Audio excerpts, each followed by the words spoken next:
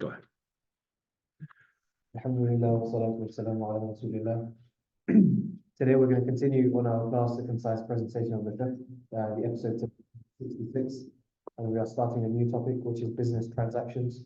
So it's chapter 1 of business transactions, and it is page 455 in the book. Today is the 9th of the 7th of Rajab, 1445, and the 17th of January, 2024. This is an autopilot, don't worry. Chapter 8, business transactions. The Arabic word al-bay', plural al-buyu', or sale, means to transfer possession from one to another in exchange for a price. Purchase is the opposite.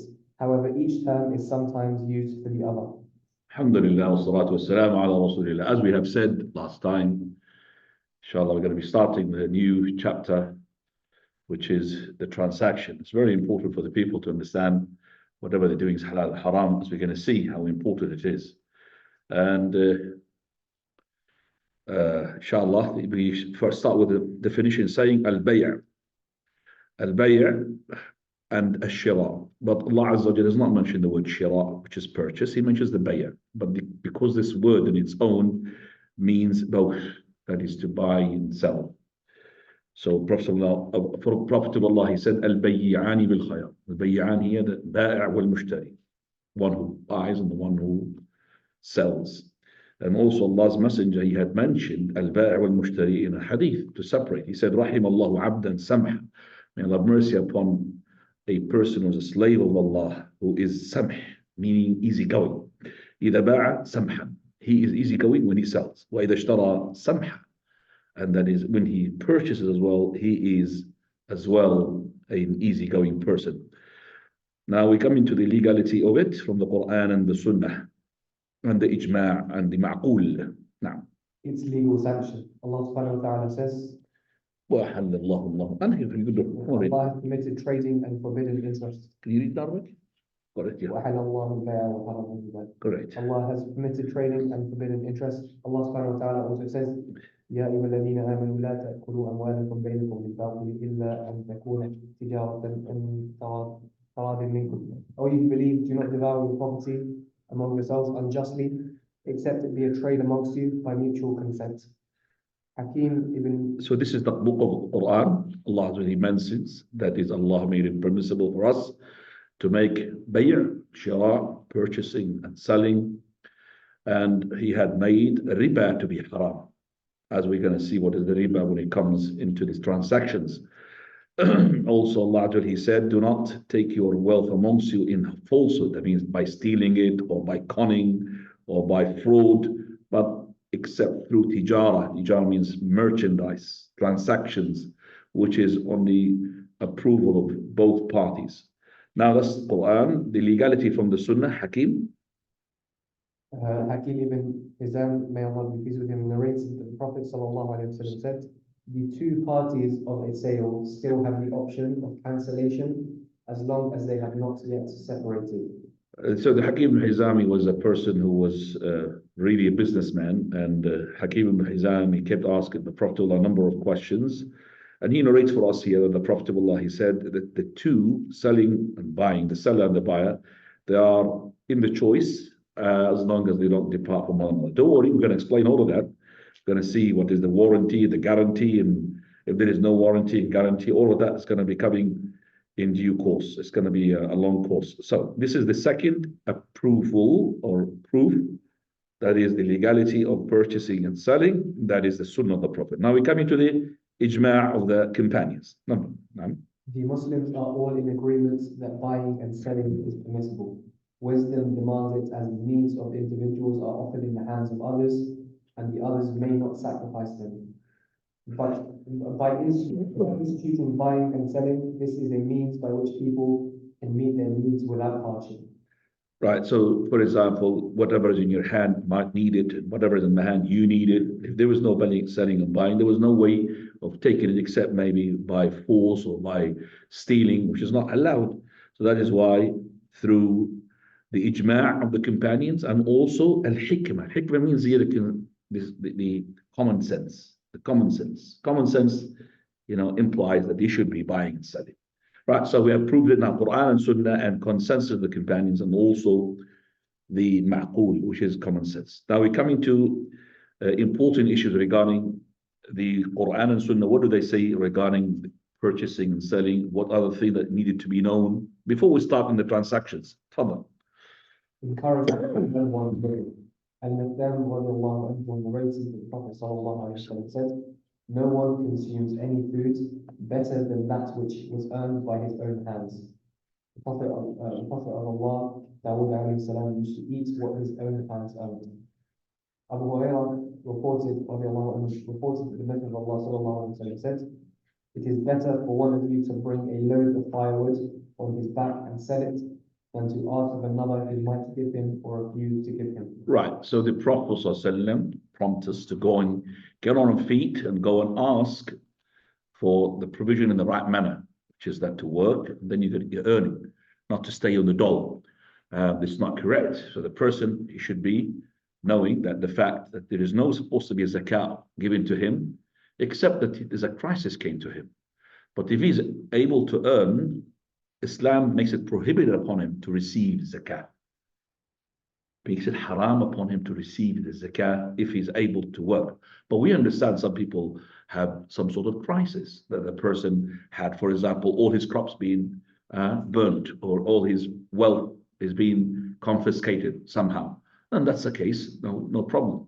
And also the Prophet ﷺ is saying to the companions, it's better for one of you to go to the woods and collect woods and take it to the market and then sell it and then use that earning in order to feed himself. Now, you may look down at the person who collects woods because it's a job, maybe it's not really that good. Some people that, they would not really, I'll give you an example, which is a live example. In my country, for a person, these people are, born into like maybe in an environment that they look down to those jobs which are not really job which is not suitable for them. So they are office workers, if you could say. They don't really find it for them acceptable to go and work as a car wash. Okay, so like say for example, he had earned his PhD, but somehow he cannot work. Okay, and then he starts being on the dole. He's got a PhD, but he can't work. Well, he will never go and tolerate for himself to go and have be a car wash. But he goes to a different country.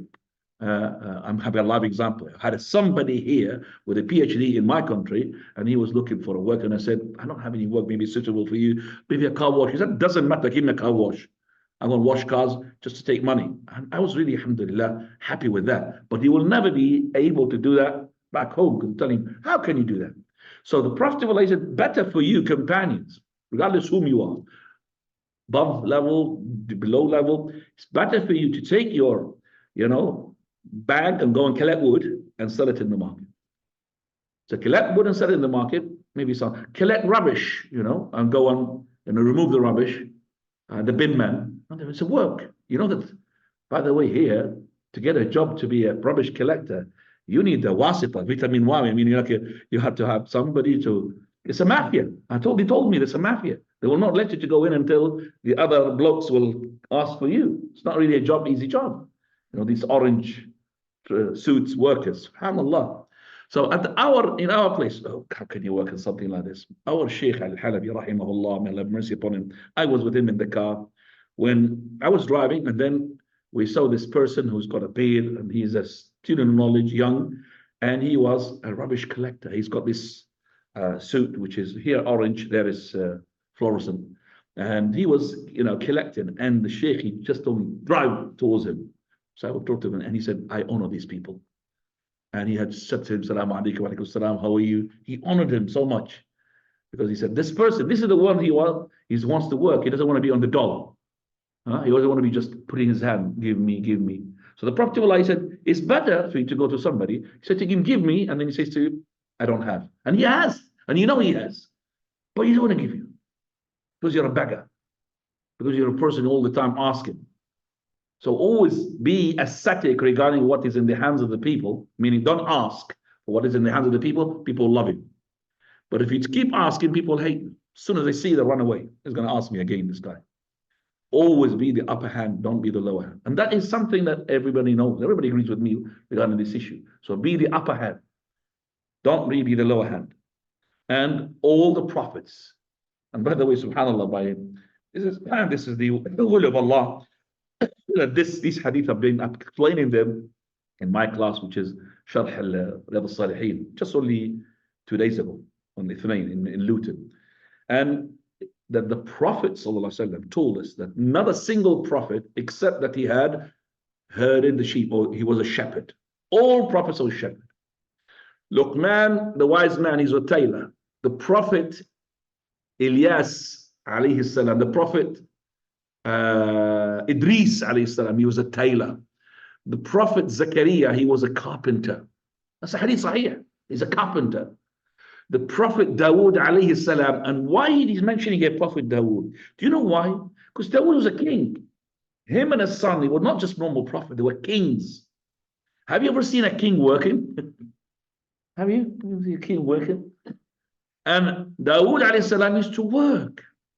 He used to make buckets for collecting, like for example, fruit and all that, out of woods or maybe leaves from the palm tree. You know the palm tree, it's khus. The palm tree's got these branches because they're bendable.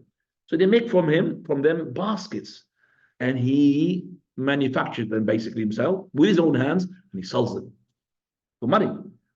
Not only that, Sana'at al-Labus, Allah said about Dawood alayhi salam, used to make the armors, the outfit for the people who want to fight.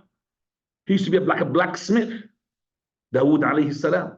Sulaiman alayhi salam, also, he was the same thing as his father. He was a king. By click of a finger, and make the jinn to go wherever they want and come back and bring him whatever they like. But yet he was working. Look at these prophets. Endless. Prophet Muhammad sallallahu alaihi wasallam, he worked as a shepherd, then he worked as a person who was a trader with his uncle Abu Talib as well. Okay, so we have the prophets, all of them working. It's better. And the best of food that you could have is not the food that you've been invited to. It's not the walima. It's the food that you eat from your own earnings. And the Prophet ﷺ, he said, "Inna atyaba ma akala rajul min kasbi." The best of earnings that you can eat from is your own earnings. Sweat, your own. And wa inna waladahu min kasbi. And Allah Azza wa Jalla made your son, it's like out of your earnings. It's like you have earned him because you are the one who have manufactured him after the creation of Allah subhanahu wa ta'ala. Right, let's go now to the first following subtitle. There is no harm in wealth as long as one is still pious. Mu'adh ibn Abdullah ibn Khubayb narrated from his father on the authority of his uncle, the Messenger of Allah sallallahu alaihi wasallam said, "There is no harm in riches for the one who has piety, and health is better for the one who has piety. Tranquility of the soul is a form of blessing." Right. So no problem to get trades and start to be rich, but also to have piety, to fear Allah subhanahu wa ta'ala. And he says here, health for the person who is pious is better than being rich. Okay, so well, the person who is rich, he would spend all his wealth to get healthy. Okay, so if somebody was, for example, let's say he is diagnosed by cancer and is about to die. If he's a multi-billionaire, he will rather to spend all his billions to get rid of this disease. That's true. So piety. What do you mean piety? That means to fear Allah when you make the trade, when you become rich. To fear Allah. How can I fear Allah? If you don't, for example, know that this is halal haram, leave it. This is shubuhat, a gray area. Well, if you ask a scholar, he told you, for example, haram, you leave it. If he told you it's halal, okay. But if you don't know, don't go involved. So many people get involved in transactions, and after they make millions of thousands, Sheikh, halal or haram? It's true. After the monsoon, they got into it. You know, the DCL, CACD, AD, lots of things came. They make thousands out of it and then say, halal, haram. If you said haram, you're going to get rid of all of that money you eat. It's difficult. You made it. It's very difficult to get rid of the money that you have accumulated. It's very hard. So ask before you are entering this. And the Prophet said, Al-halalu bayyin, wal-haramu bayyin, baynahuma umuru mushabbahat or mushtabihat. Halal is clear, haram is clear. And between them are gray area. These gray areas, it depends which person. A scholar, for him, the gray area is, which is yours, is for him is black and white. Because it's knowledge, he knows. But if you are not knowledgeable, maybe you don't know. So the gray area will grow as much as your ignorance, and we get less and less as much as your religious educations and religion. So the more you sit in the class, this gray area will shrink. But if you don't sit in a class and learn, the whole your gray area is massive. Everything is gray area. If you ask you something, you're not going to ask, understand halal haram, because you didn't know. I don't know. So, اتق الله. دع ما يريبك إلى ما لا يريب. Leave what you are in doubt of to what you are not in doubt of. And from that as well, that is to make sure that you are pious, that you always seek the halal. How do I seek the halal? I need to know these transactions. Umar al-Khattab radiallahu anhu said, لا يبيع في سوقنا إلا من تفقه في الدين. No one is allowed to buy and sell and make transactions. You need to pray Tahiyat al-Masjid, yeah? Nobody is allowed to come to our market and start buying and selling unless he is having fiqh, understanding in the religion. No, you're not allowed to sit. That is why Khalifa Umar al-Khattab radiallahu anhu, he saw a person in Mecca selling dates with cheap price. Okay, somehow he's getting it, but he's selling it so cheap. And he is actually causing difficulty for the other merchants, the other sellers, because Mecca has got no dates, by the way. They had to travel maybe from the Medina, bring it all the way to Mecca and sell it. So he came to him and he told him, either you sell almost similar to their prices, or you pack up and leave. Because you see, if he starts, this guy selling these dates so cheap, those are going to wrap up. And when they wrap up, he's going to be on his own, he's going to put the price up. That's what happened. If everybody's gone, he's left on his own, he's going to be on putting the price up again. So he who wants to buy and sell, please understand what you're doing. Halal or haram. Okay, there are lots of things in the market that these days, participating in or buying shares and all of that, buying houses with share ownership. You need to know it's halal or haram. You can't just indulge into it and you say, well, Sheikh, halal haram, you've already had, signed the contract. Before you sign it, understand it. Also, we need to know that the tijara, the merchant, is something that the person loves. Once he gets into it and he makes money, he's pulled into it very hard. And that is why there is lots of warning. That is not to, involve yourself so much that you will be preoccupied from. Number one, remembrance of Allah. Allah He said, رِجَالٌ لَا تُلْهِيهِمْ تِجَارَةٌ وَلَا بَيْعٌ عَنْ ذِكْرِ اللَّهِ. Those are the people who make dhikr of Allah. Those are the people who are always making the salah, praying. Those are the ones who will never be diverted away from what? From the prayer. From the prayer because of the what? Of the merchandise. So Allah He had said that the most tempting for the people is that making money. So la tulhihim. Those men, they are men, la tulhihim tijaratun wala bay'un an dhikrillah. No merchandise, no transaction will divert them away from the remembrance of Allah. Why? قال ولا إقام الصلاة وإيتاء الزكاة يخافون يوما تتقلب فيه الأبصار. They're scared of the hereafter. Those are the people who are men. يسبح له فيها بالغدو والآصال. In those masajid, they are men who are always glorifying His name in the morning, in the evening. What? Men who do not keep away from the remembrance of Allah because of merchandise. And also, they are not taking him away from the knowledge. Here we have a story which is mentioned in Sahih al-Bukhari and Muslim, and I've gathered other narration to it, which is on the authority of Abu Musa al-Ash'ari, Abdullah ibn Qais, radiyallahu anhu. Abu Musa al-Ash'ari, at the time of the Khilafah, the Caliphate of Umar, Caliphate, the reign of his Khilafah, so he came and he asked for permission to come to him. So he was not granted yet. So he was not. So he asked, he said, wait. So he asked again, he said, wait. Asked again, they were not admitted to the Umar bin Khattab. Now remember, Umar, he was so busy because he's got a whole big empire. He was busy. So when he was asking for permission, his voice was loud enough for Umar to hear it. After the third time, he left. When he left, Umar Khattab remembered, I've heard the sound of Abdullah ibn Qais, which is Abu Musa al-Ash'ari. Was he here? He said, yes, oh Khalif, leader of the believers. He was here. Where has he been? Was he gone? He left. Call for him. So they called him. He was summoned before Umar. Why did you go? He said, well, this is something we have been commanded by the Prophet. Well, will you be commanded by the Prophet? Because the Prophet ﷺ, he said that the person would seek permission 3 times. If he can't get the permission, let him leave. He said, well, give me the proof. I'm going to hit you, beat you up if you don't give me the proof. Give me the proof for that.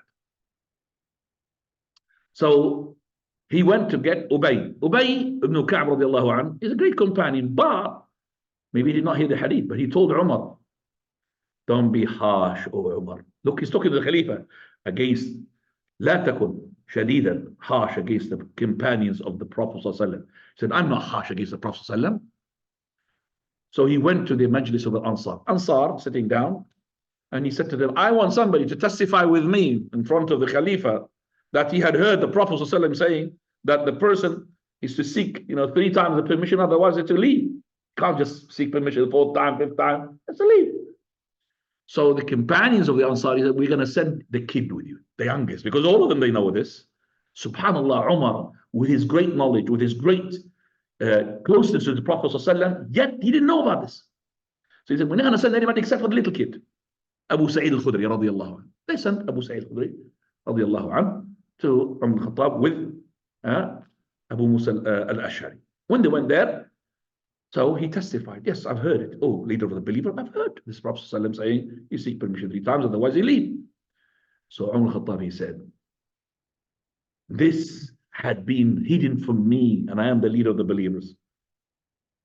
لَقَدْ أَلْهَانِ الصَّفْقُ بِالْأَسْوَاقِ.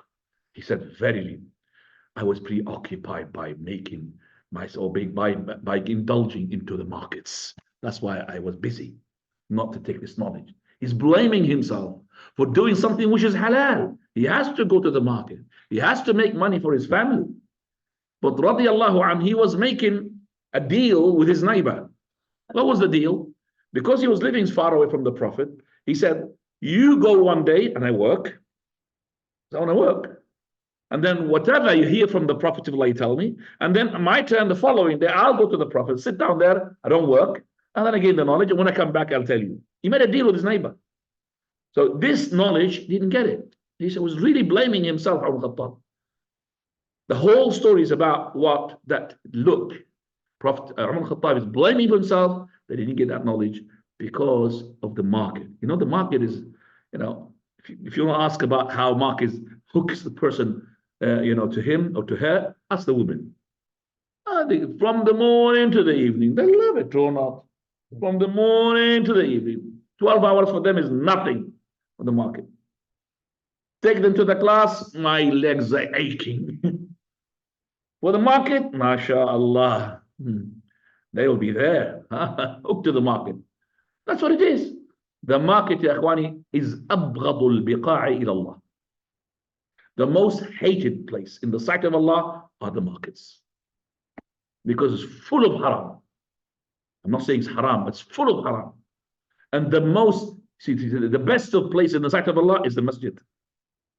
Look at the comparison. Market is the worst in sight of Allah. Markets. Because you have lots of things that's happening. So the Prophet ﷺ is telling us not to be preoccupied by sort of, merchandise on the expense of remembrance of Allah, on the expense of gaining the knowledge. I'm sure that you've got 3 minutes here before you start reading. We're going to finish, inshallah, then we'll continue after the prayer. Khwani, there are lots of ahadith telling us that we have to be good when we go to the market. Even when we go to the market, there is a hadith to be said. We were going to, inshallah, to convey it afterwards. And we have also that the Prophet ﷺ, he also told us to help one another regarding the market, to show him the better market, maybe the better thing. This is a story between Sa'd ibn Rabi' and Auf ibn Abdul Rahman ibn Auf radiallahu anhum. Both are companions. Abdul Rahman, he is an immigrant, migrated from Mecca to Medina. So he left all his money in Mecca and he's got nothing. And he came to the Medina And the Prophet of Allah, he made something called al-mu'akha, the brotherhood. This brotherhood that each person will divide between him and himself and his brother. One from the inhabitants of the Medina will divide his money and his wealth with the one who's immigrating from Mecca. And also not only that, if there is no heir to inherit him, he will inherit him. This person who is not even a relative of his, but he will inherit him. If he had no sons or no children or no wife, he will inherit him as well, as a brother. So Sa'd ibn Rabi' was a rich man from the Ansar. He was now the person being chosen to have Abdul Rahman ibn Auf, who immigrated from Mecca, to be his brother. And Sa'd ibn Rabi' had two wives. So Sa'd ibn Rabi' he says to Abdul Rahman ibn Auf, verily, the people of Ansar, they know that I am one of the most richest people. Half of my wealth is yours. SubhanAllah. Imagine he's got billions or millions or half of mine is yours. And I've got two wives. You can't afford to go and marry. Go and look which one you like of them, and I'll divorce her for you so you could marry her. That is even, wow, SubhanAllah, bigger. And that's why Allah, he had honored these people in the Quran. وَيُؤْثِرُونَ عَلَىٰ أَنفُسِهِمْ وَلَوْ كَانَ بِهِمْ خَصَاصَةٌ. Allah said about these Ansar that they will give preference over themselves, yet they are in need. But they will give preference to their brothers. But now look at the reply. Did Abdul Rahman Afi said, yes, let me swing you two wives so you can, divorce one of them. He didn't say that. He said, Barakallahu laka fi ahlik. Did he say, yes, give me half of your wealth? He didn't say that. He said, show me where the market is. Show me where the market. So he showed him where to make the market, where to go to the market, because he doesn't know the Medina. So he must have showed him the best spot in the market. He went. In one day, mashallah, this person, Abdul Rahman was well known to make dust into gold. Well known. So he went for one day, mashallah. He made transactions so much that he got married on the same day, and he went home, and the Prophet of Allah saw him. You look like smart, mashallah, dressed up and everything. What is it? I got married, Messenger of Allah.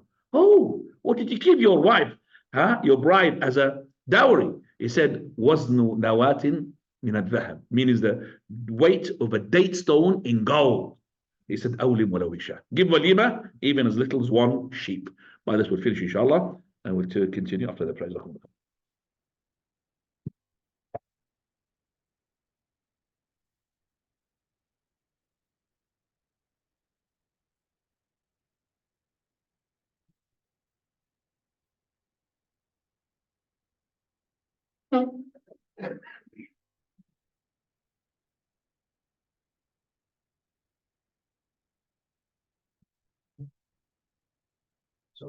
Sorry.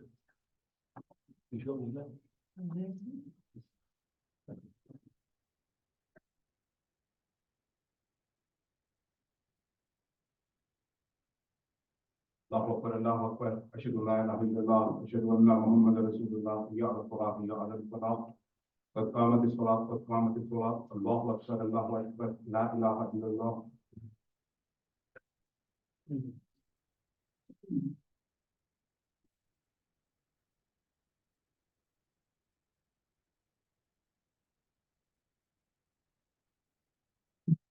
So, feet by feet, shoulder by shoulder, leave no gaps.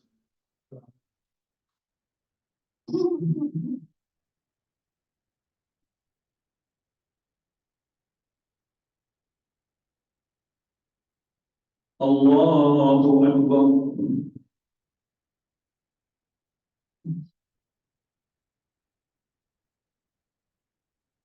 الحمد لله رب العالمين الرحمن الرحيم مالك يوم الدين إياك نعبد وإياك نستعين اهدنا الصراط المستقيم صراط الذين أنعمت عليهم غير المغضوب عليهم ولا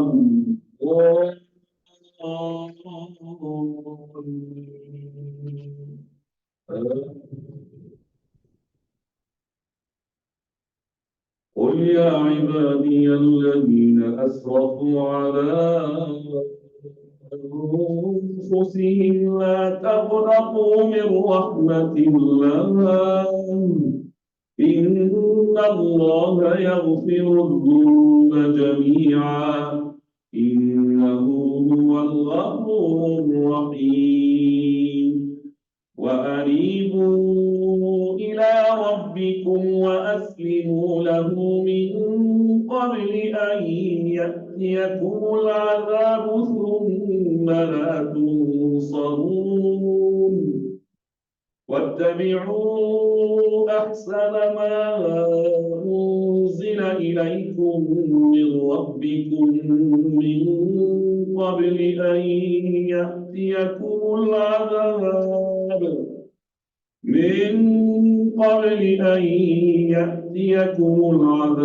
بغتة وأنتم لا تشعرون أن تقول نفس يا حسرة على ما فرطت في جنب الله وإن كنت لمن الساخرين أو تقول لو أن الله هداني لكنت من المتقين أو تقول حين ترى العذاب لو أن لي كرة فأكون من المحسنين بلى قد جاءتك آياتي فكذبت بها واستكبرت وكنت من الكافرين ويوم القيامة ترى الذين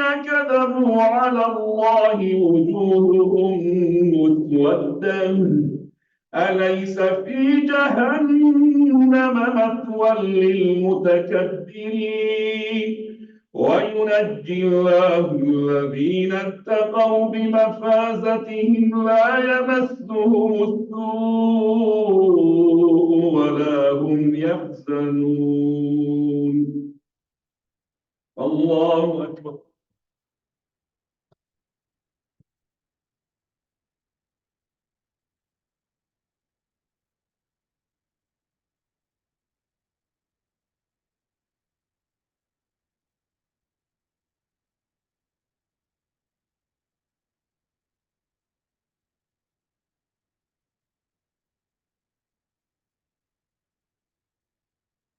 سمع الله لمن حمده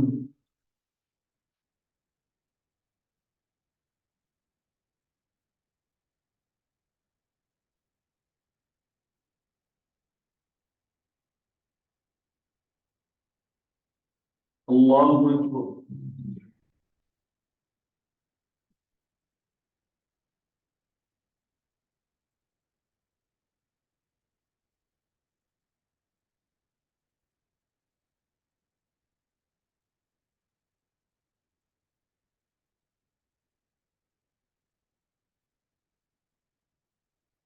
الله أكبر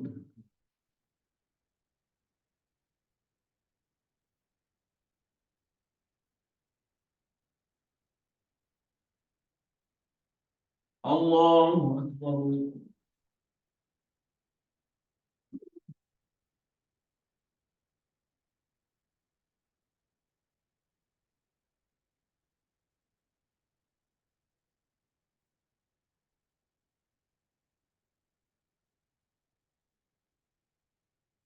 الله أكبر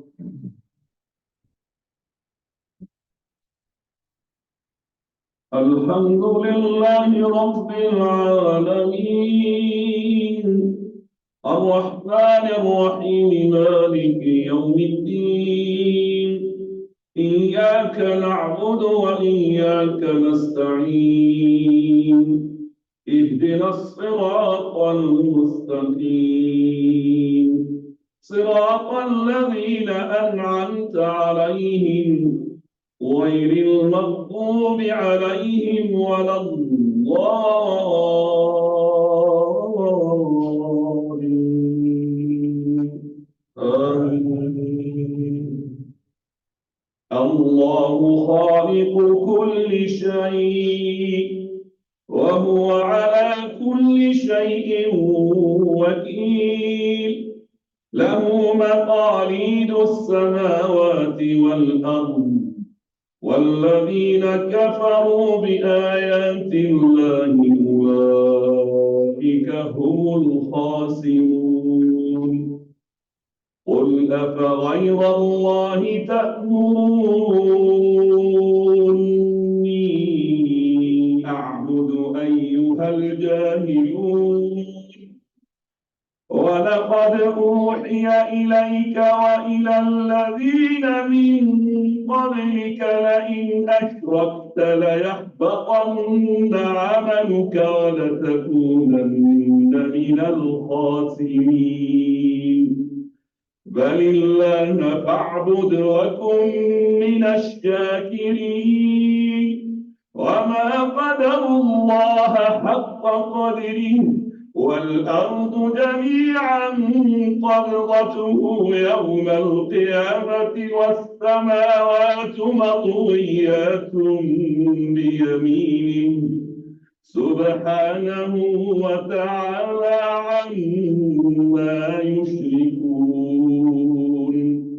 الله أكبر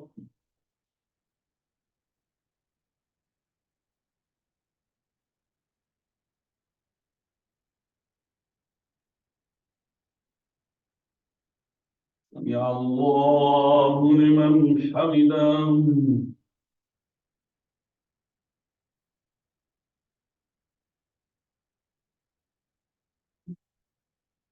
الله أكبر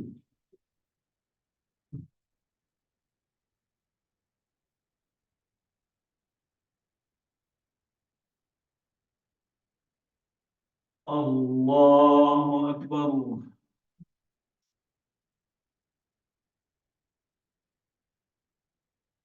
الله أكبر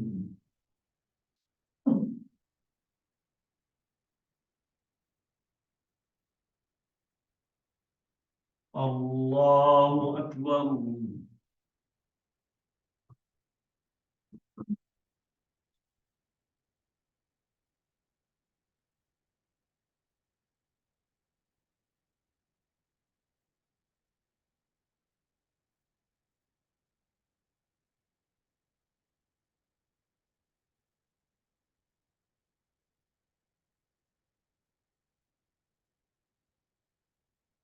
الله أكبر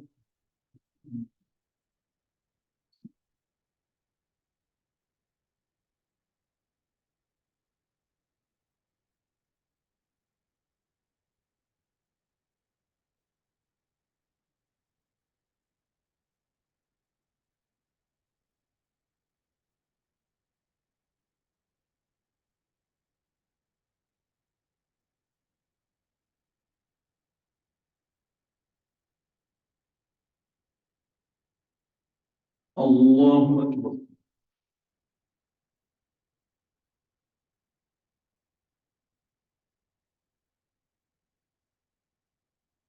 سمع الله لمن حمده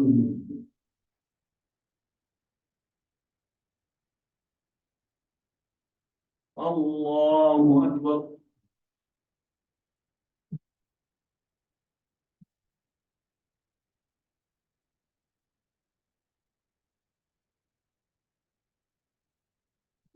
الله أكبر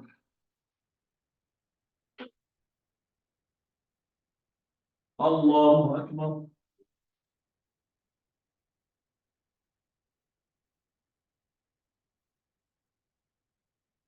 الله أكبر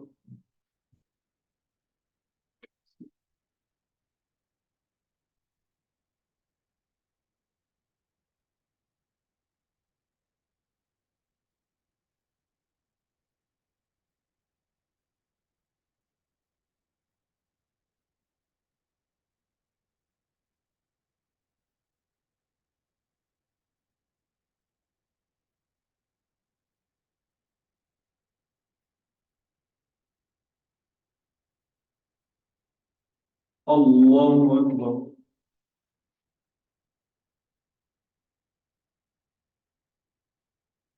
سمع الله لمن حمده.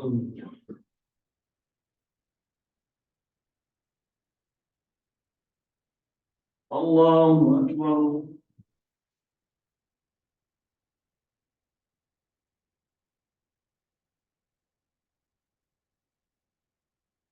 الله أكبر.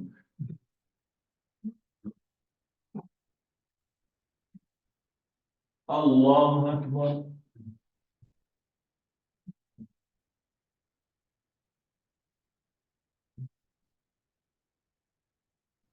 الله أكبر.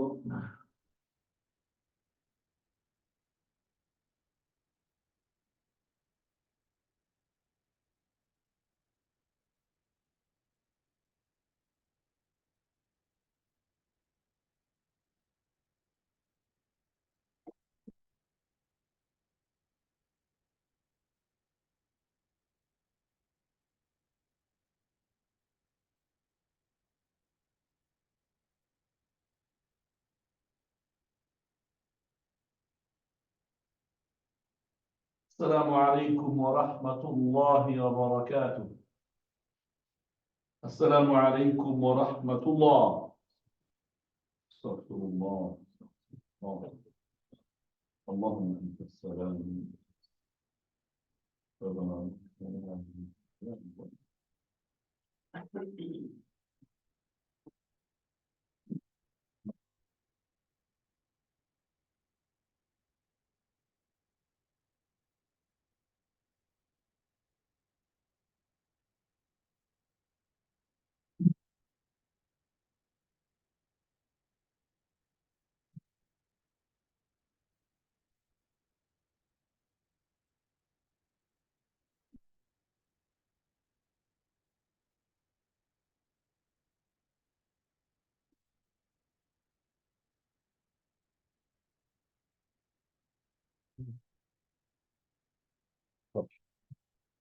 Encouragement to be moderate in seeking livelihoods.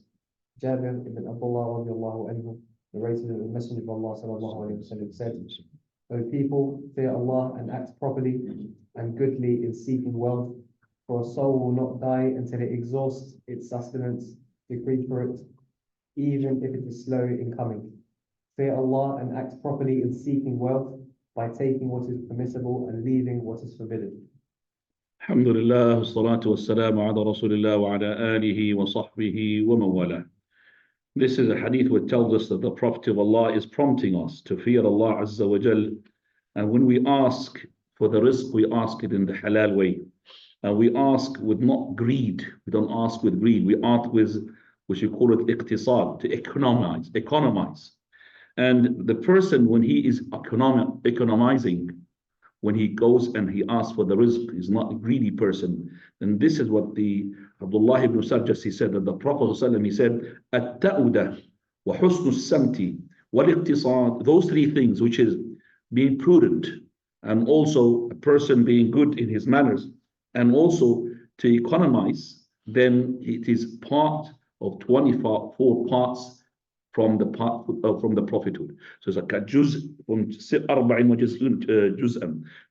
parts of the prophethood is one of them, is those things that we have mentioned. Also, the Prophet ﷺ, he said, "Inna rizqakum la yatlubukum kama yatlubukum ajalukum," meaning that your provision will follow you and catch up with you, just like the death will catch up with you. So this death is imminent. It's inevitable, isn't it? You're going to be dying one day. Same thing, you're risking and get it. It's imminent as well. It's inevitable. But let's go to the following.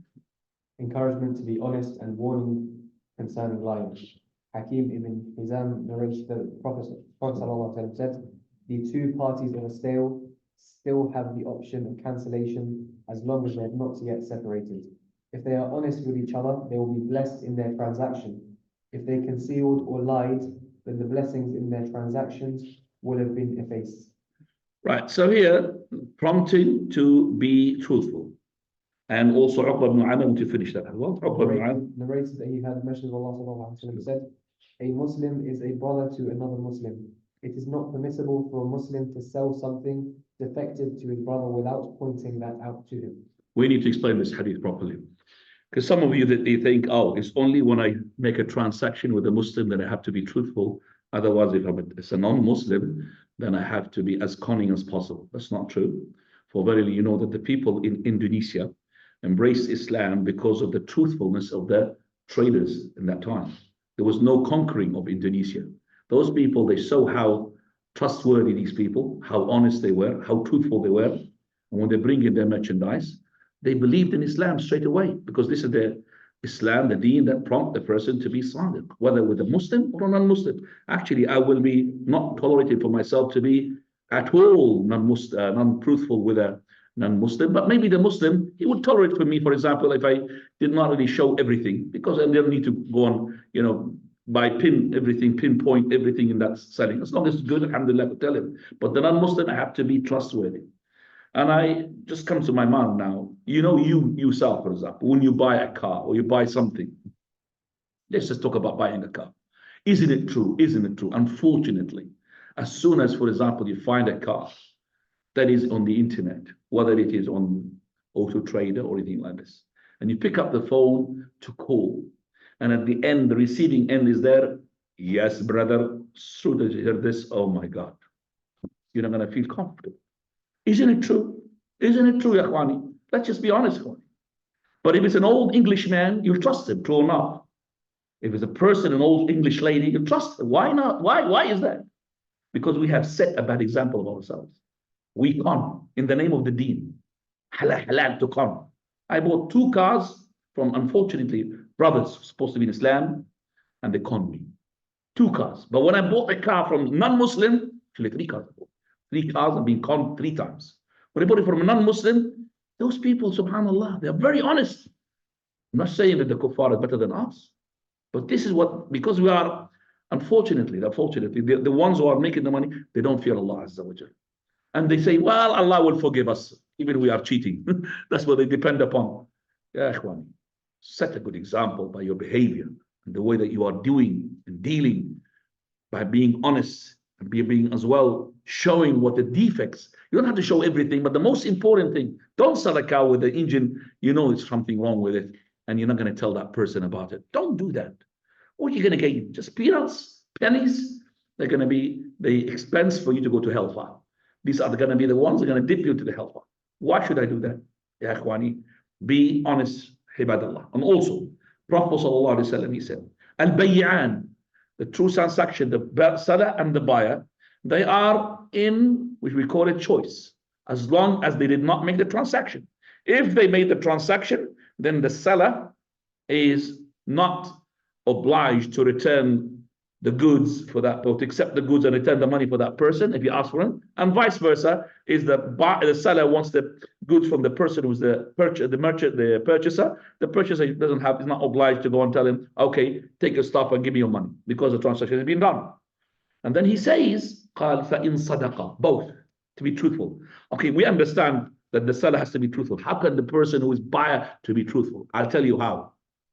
The truthfulness of the buyer can be seen when the person who knows that he's purchasing, let's say, this mobile, and this mobile is not being stolen, and he's purchasing this mobile, but this person is selling it, maybe he doesn't know what the market is all about.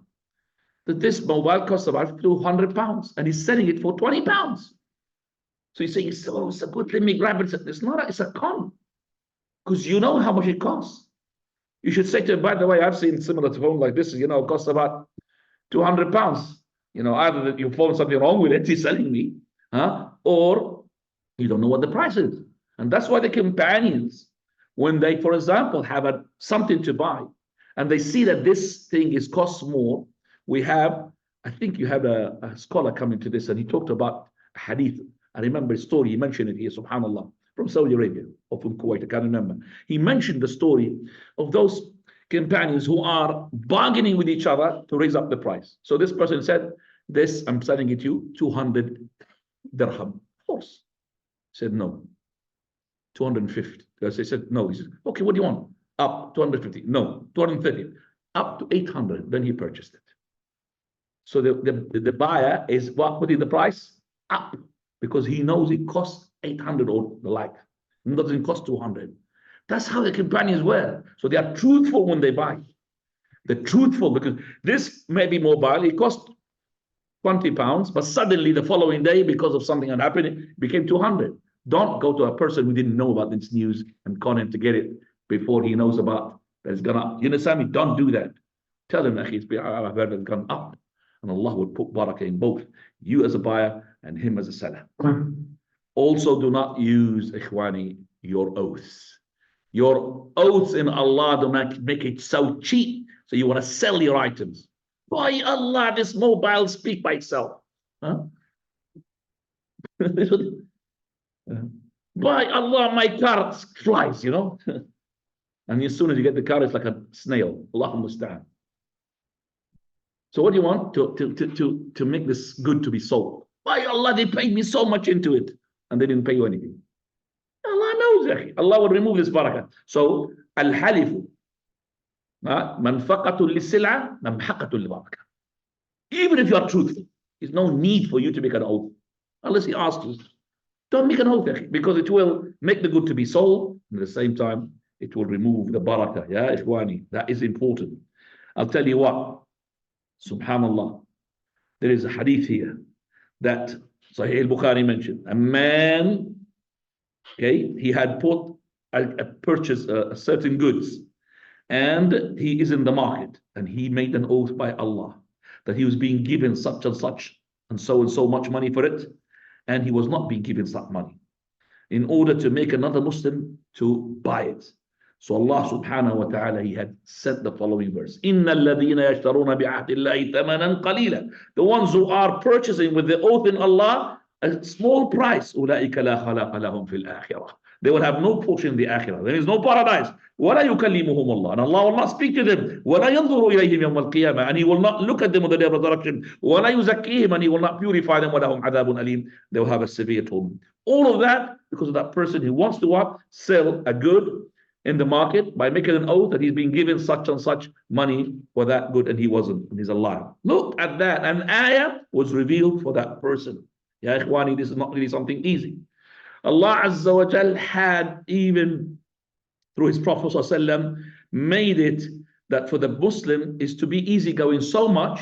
If a person, for example, had sold you something and the deal is gone, now Prophet ﷺ said, now they are having the choice if they want to return. But if one of them said, I don't want to, I don't want to. But the Prophet said, Man aqala akhahu fi bay'. If a person, he had taken the burden away from this person who had bought from him by accepting the return and giving the money, then Allah Azza wa Jalla aqalahu min atharatihi yawm al-qiyamah. Allah will save him in the moment when he is not going forward in the hereafter. And that means his mistakes, his sins. So if you have made the transaction by selling a good to a person, and that person came to you and I said, brother, I found myself that I've got it already. My sister, she gave me the present, which is the same thing. Maybe the perfume. I've got already perfume, brother. I've got somebody gave me the mobile. I don't need the mobile. So be good enough to say Jazakallah. It's not, you're not obliged. You're not obliged. You're not obliged, but you say Jazakallah. Give me the mobile and I'll give you the money. And that is going to give you, inshallah, on the day of resurrection, a credit. It give you a credit. Right. Also, those people who shout, you know that in our countries, especially next to the masajid, as soon as the prayer is finished, half a kilo is 1 dinar, 1 kilo, 5 kilos, 1 dinar. Heard about this? 5 kilos, 1 dinar next to the masajid. Also, the Prophet ﷺ said, he's from his names, he's not a person who shouts in the market. Shouting in the market, ikhwani, is noise. You're disturbing others. And the more they shout, the more they bring customers. Because you shout, the people are going to look at you. And these people do not shout, they're not going to look at them. So don't shout, ikhwani. This is not from the manners of a Muslim.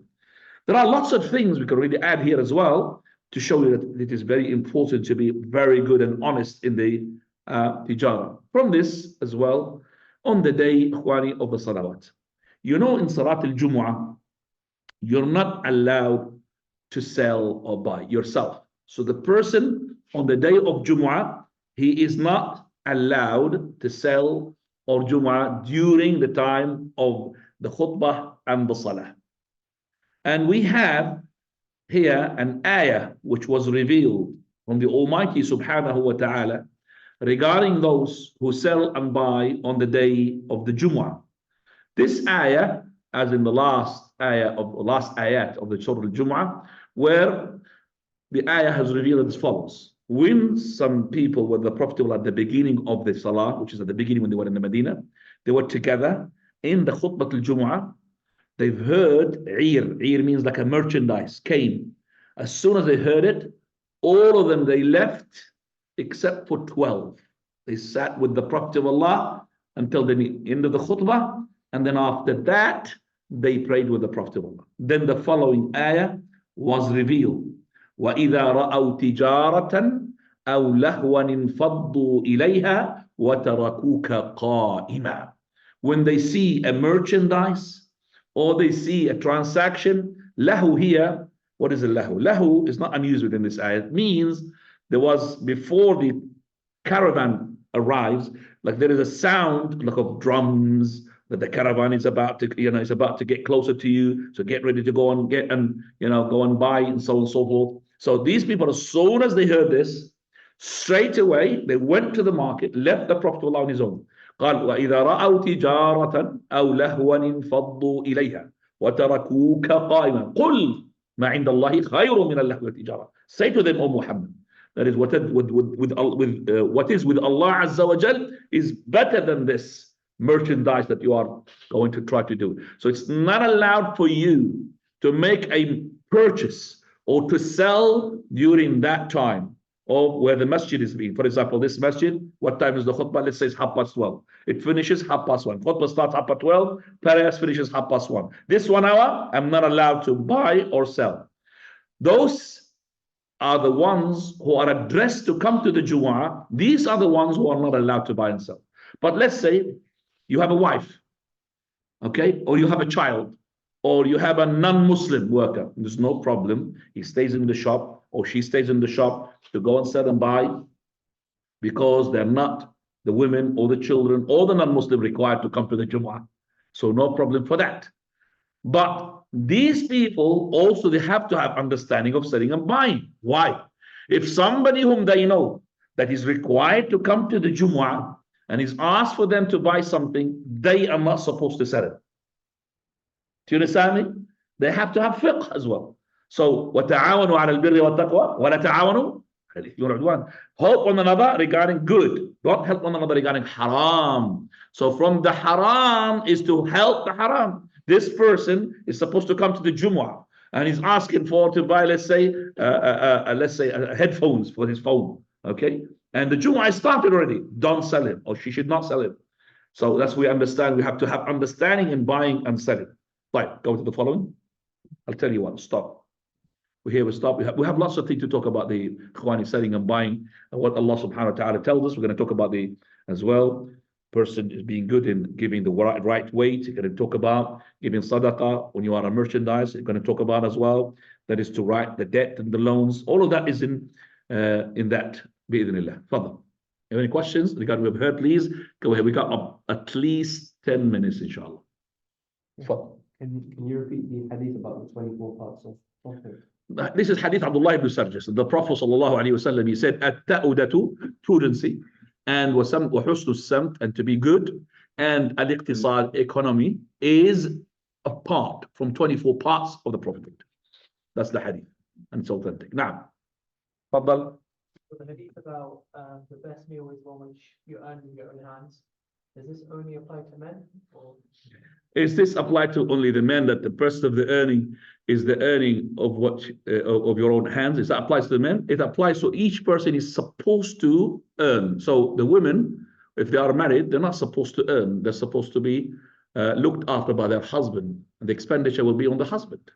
Okay, so we don't apply that in that sense. But let's say that she hasn't got a husband and she's on her own. Then the women at the time of the Prophet of Allah, like Furay'a, radiallahu anha, when her husband died, or Sabi'a as well, they were going out to go and harvest their palm trees. No problem, harvesting and getting the dates and all that, because this is work, this is their livelihood. They have to get their own earnings because nobody's giving them. But if they have husband or a father to look after them, they're not supposed to, they're not, but I'm saying this hadith is not applicable to them. Now, that question, Khwani? Fadal, Doctor. Sheikh, the example of the buyer that tells the person about the price. Did you hear about the example in France? Did I hear about the example in France? No, go ahead. Somebody bought a mask worth 4.2 million, A mask? an African golden mask. Okay, somebody bought an African golden mask for 4.2 millions. No, it was worth 4.2. They bought Oh. it for 150 euros. They tricked an old couple. Hang on. So this mask is a gold, but they didn't know it's gold. These people are selling it. Where are they from, by the way? These people are selling it. They were from France. The old couple. It was like an antique. They had it in As an antique one, I see. And the one who bought it from them are. He was an antique buyer. He knew it was expensive. But So he bought it for them for 150 euros. Worth 4.2 million. wow, billion? Million, 4.2 millions. Just Ow. example came to mind when you Ow. think about the honesty of the buyer. That's not correct. The honesty is supposed to be to tell them that, by the way, this is an antique that worth a lot of money. This is where you should be truthful. And this is going to be hard guts for you to do that. To step onto your, greed and your, love for the money to go. Come, listen, by the way, it costs this much. This is what it, wallahi, this Allah will honor you. Khwani, as I said, actions speaks more than words. Subhanallah, and this has happened to you, I'm sure. One day I buy a drink from Asda, and I can't remember, it is like Lilt or something, it's a can, and they put in the price, not even half, quarter. So I bought, each container is about 24. So I bought about 240 cans. Because, it's very cheap. So cheap. But it's not Lilt, something else. I went home. I opened one of the package. I didn't like the drink. I didn't like it at all. So I took the whole thing, put it in the back of the car, loaded it back, and back to Asda the following day. Looked, I don't have the receipt. I don't have the receipt. But if you don't have the receipt, Asda used to give you at that time a card, like they call it gift card, credit note, a card, it's a card. So they give you a card and they swap it like this and they put you the money because you haven't got the receipt. If you have the receipt, they give you the money. They return it back. But because now it's an item, you don't have a receipt for it, they will give you a credit for so you could buy from them. It's understandable. So I went there, I brought the things in, and the lady in front of me is a Muslim, but unfortunately she's not covered at all. Allah, I believe she's a Muslim from us. So she's taking the cans and everything, and she was writing for me the card, and then she's giving me the number, and the number was the original price of this 4 times. Do you understand me from yesterday? Because she doesn't know, and I bought it, and when I was a quarter of the price. So let's say the packet costs like this, £8. I bought it for £2. So I said, what are you doing? She said, I said to her sister, that means she's a Muslim. What are you doing? She said to me that I've just given you that in a card. I said, I did not get that much money. I bought it for such and such. She said to me, oh, you are too honest. I said, what do you mean too honest? I've got God on top of me. It's not honest. I've been in hell for how many pounds I'm going to gain? What, 20 pounds extra, 30 pounds extra? But 30 pounds going to be in hell? She's like, it's astonished, too honest. No, she said, not too honest. It's Allah is on top of us. He's seeing us. Subhanallah. If you do this, Yakhwani, this maybe sister, she will embrace us, not embrace Islam, she will put the hijab later on. You just put these things, you have to be honest with yourself. Allah will give you a substitute, inshallah. Better. But that drink was horrible. You spoke regarding like shares or people not getting to what they know about in terms of like Shares and all of that, yes. do you say like people who get into like crypto and trading, is that like halal Yeah, or- crypto is one of these things. Crypto is one of these things. If you ask some of the scholars, they would say, well, we don't know. Some of the scholars, we don't know. It's halal or haram, the crypto. This is because once the money, we're going to talk about that. But you are going to be going too deep now things, but we're going to talk about when your heart is attached to something that you're going to go up too much and go down too much. That's called qimar. That means gambling. You are gambling. If that crypto money, which doesn't exist, it's an electronic thing, whatever, is you yourself, you're scared the following day that they're going to cancel it or take it out. Or maybe your whatever you paid for it's going to what? So much up. That's called gambling. Because your heart is attached not to normal increment of increase. This is abnormal increment of increase. Do you understand me? Up and down. That's gambling. So that's why some of the scholars didn't give their verdict. Yeah, this. As for me, I did not really settle to any of the scholars who said anything, so I'll just keep away from it. I don't want this crypto, you can make me a millionaire. I don't want that crypto. No. Brother, And your brother, just put your hands on it. You have to come here, I'll give you the proof. Give here, come here. Come here closer. Come here close. Yalla, habibi. No, because the students of knowledge, got back knowledge? Yeah. Back knowledge, fadal. Yalla. I tried to purchase a car, to take an example. Brother of mine, Muslim brother, called him, I don't know him, but he say I'm trade for cars. I have a company of such hundreds of cars. It means good to say, if I ask for 30,000 maximum, and I want to pay as quick as possible. Say no, you have to pay in 5 years. And I say, can you calculate how much it costs me? Say, exactly, more than 6,000 Extra. extra. I said, what do you call that? They are right. If I eat it, like, it's not a river. Okay. That's my. I'm going to talk about that, but I'm going to give you an answer. This is called bay' bil aqsat, transaction in installments. So you're not buying the car one go, you're buying it in installments. So cash is 5,000 pounds. If you want to pay it within 1 year, it's 6,000 pounds. In 5 years, 7,000 pounds. Just like that. Yes? Yeah. This is called increase of the money for the sake of the installments. And that is controversial. What is haram? That this is based upon how long you need to take, and then the money will increase. That's haram. That's riba. But they said, some of the scholars, they said that if the person had settled to one, so let's say, okay, 5,000, 6,000 in 1 year. There's no such thing. I'm going to add more if you have to delay it. And he will take a guarantor, meaning a person, in case you don't pay, after 1 year, he'll take the money from him. Do you understand that? But they will not increase according to the time. That is the one of transaction. Some of the scholars says, oh, no problem. But we say that the scholars who said it's haram is more powerful because of the hadith. Hadith Simak ibn Harb, he said that the Prophet ﷺ, he said, Man ba'a bay'atayni fa lahu awkasuhuma aw riba. He who had made true transactions in one, then he has an option. Is that awkasuhuma, the one which is less, which is the cash price, that's the halal, or the higher one, which is the riba.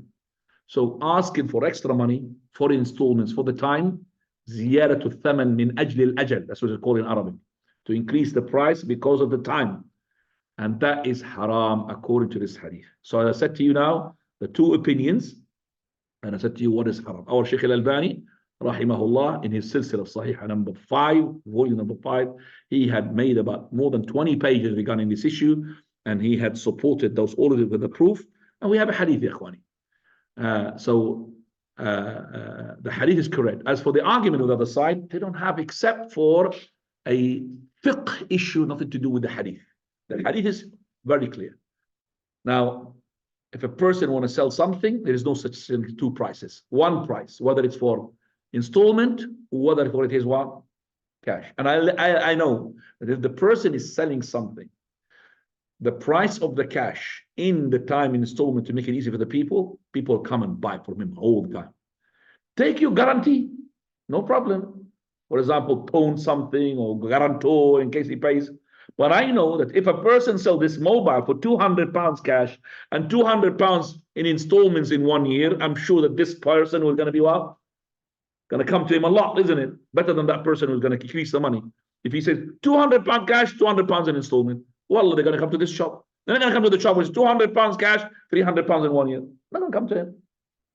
And watch out, Ikhwani, those cars which is being sold in, they call it 0% lease. You've heard about it, about the 0%. Because I've seen an advert for a car, an electrical, okay? And they give you finance or something for 5 years, 0% APR. Be careful of that. Number one, the car is not worth that much if you pay cash. So they've already calculated how much they want to put up into the price. With that car, if you want to pay cash, it's much cheaper than that. Number one.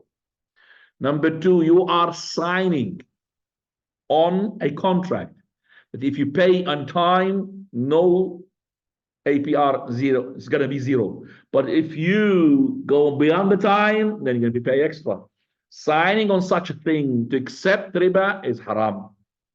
Just like you have, they called credit card, not debit card, credit cards. Credit cards, which are, they have, give you 3 months, for example, 0% of riba, 0%.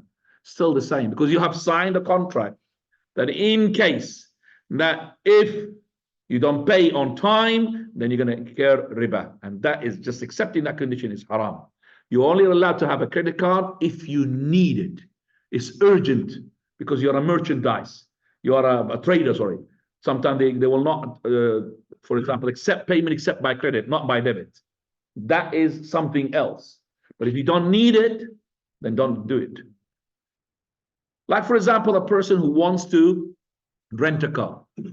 You know, if you want to rent a car as a British person, if you don't have a house, owned house, then they will not rent you until you have a credit card. They won't accept your debit card. I'm going to give you £1,000 at a deposit. They're not going to give you a rent a car. Has to be what? A credit card. Unless you have a house, owned house. If you have an owned house, because they don't want you to, for example, steal the car or go to Europe. So if you have a credit card's got insurance on it. That's what it is. So in that case, if I want to rent a car and I don't have the option and I need to rent cars and vans and all of that, no problem to get that card, except for that sake of that thing, but not to use except for that thing. Wallahu ta'ala. Jazakallah khair for that question. Zuhra. Now. Yeah, give me that. This one's louder. Hasn't worked. This one? Yeah. Yeah. Tada ya Zuhra. Give them time, ya Sheikh Ahmed. Assalamu alaikum. Salam alaikum. If you want to sell something for £20, but it's got a bit of damage, the product, and you know when the buyer comes, you're going to be honest and you're going to say there's this damage, but it's going to be the price is going to be negotiated. Can you in advance put it up to £25 instead of 20 because you know there's going to be negotiation and you No know problem to put the price that you want, as long as the greed doesn't come into it. So there's nobody's with tas'ir, meaning to give a value. That's not in Islam. Prophet ﷺ said, La tusa'ir. Don't give prices like this is set. So the government is not supposed to say, you may not sell these glasses except for such and such price. You're not allowed. Let the people give provision to others. So you go and bargain. You might buy this mobile for 200. You put a good bargain at 190, you know. So bargaining, no problem. So bargaining is there. But not to con and not to have as well greed. If you saw somebody is, he doesn't understand, he's a young kid, let me say to him 250. That's called conning, because you know you never sold it with this price, but because you know you take advantage from that guy. Same thing with that mosque. They took advantage of hers, of the two couple. So we say that if you put 25, but once the person comes in, you tell him that it is what's wrong with it. Or you're selling a car and you're saying, I'm selling it parts. Alhamdulillah, exempted now, was it working or not? I'm selling my fridge, but parts. So I'm not guaranteeing if it's work or not. Alhamdulillah, that's good because you say parts. Parts is there, you could see them. You want to take it for parts. Usually it's going to be cheap. Okay? Wallahu ta'ala. No problem, inshallah, to put the price £25. Right. Any questions from here? You mentioned about not selling to someone who should be at Jummah. If you go to someone who's selling to buy something, say like takeaway, but they haven't gone to Jummah when they should be. So you are a person who is exempted from the Jummah because you're a traveler, and you went to a shop, okay, Yeah. because you're exempted, but this shop, the person who is selling is a Muslim supposed to be in the Jumu'ah. Okay. Right. You could buy from him, he's a Sind, but it would be better to help to show him that, you know, brother, you should be in the Jumu'ah. You know something, who's going to buy from you? I'm going to go buy from somebody else, if you have somebody else. That will teach him a lesson. That will teach him a lesson. الرزق يا أخي in the hands of Allah Azza wa Jalla. So I'm going to buy from you because you're a Muslim. If you're a non-Muslim, we'll buy it from you. But you're a Muslim. You're supposed to be in the Jumu'ah. What are you doing here? He might say to you, for example, I am ill. Or I'm a person, didn't say me. That's something else. Or I'm a cripple. You didn't know. You just see him there. You don't know what's happening to him. Okay? So you have to understand if it is the case. If it is the case that he has got no excuse, teach him a lesson. But you are not going to be sinned if you bought from him. Because you need your item, whatever it is. Now. Tfaddal. Yeah, I have a question regarding selling. Sometimes we work in the office and we have to sell a product, okay? And for example, in my case, I know that there is some problem going on with the product, but I'm selling internationally that product. So shall I still tell my stop selling it, or because from the company, I still need to sell the product? So in this scenario, If a company told you to sell a product and you know that the product is defect, you're not allowed to sell it unless you show what is the defect. Prophet ﷺ, he was passing by the market and Allah Azza wa Jalla told him that this man is conning. He was selling cucumber, asabir. And this cucumber, he is putting the good ones on the top, but at the bottom of the box is the soggy one, rubbish. He stuck his hand because the Prophet knew. What's this? He said, well, the rain got it. He said, put it on the top. Laysa minna man ghash. He's the one conning, he's not from us. He's not from us, or the one conning. So you have to do the same thing to show the defect of the product before you sell it. Put it on the top. That's the defect. Want to buy it? Buy it. But to sell it and to not to tell, you're going to be questioned by Allah and the con, whether you sold it to a Muslim or a non-Muslim. A'udhu billah. Ikhwani, if you're going to be feeding yourself and your children from haram, Allah's messenger, he said, Jismun nabata min haram and naru awla bih. A human body which is being grown because of haram money is being fed, then he deserves the hellfire. Don't feed your children suht or ghush. Be careful. The children of yours are going to ask you, why daddy you fed us haram? Halal. Allah will give you better. Well, you'll see the barakah, inshallah. Allah will put barakah, even it's little. وسبحانك اللهم وبحمدك أشهد أن لا إله إلا أنت أستغفرك وأتوب إليك. I have to go now. It's too late.